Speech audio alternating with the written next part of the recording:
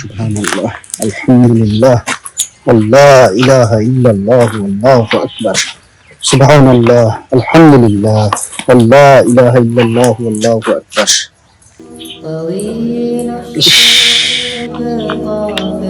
ভাই,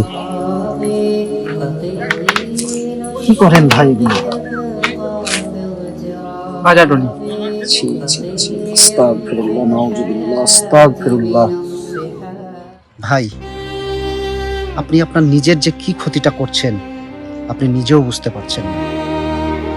পবিত্র রমজান মাস, এই মাসকে বলা হয় ইবাদতের সিজন।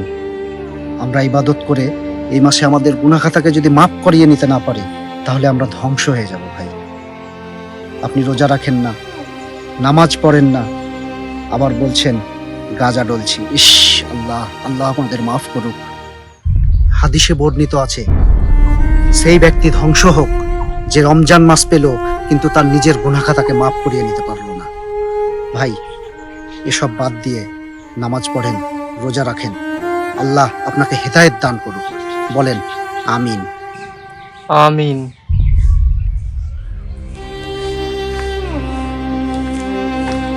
আল্লাহ, পৃথিবীর সকল মানুষকে তুমি হেদায়েত দান করো। আমিন।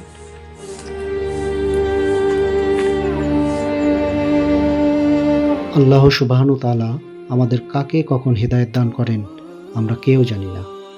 তাই আমাদের সকলের উচিত পাপকে ঘৃণা করা, পাপীকে নয়।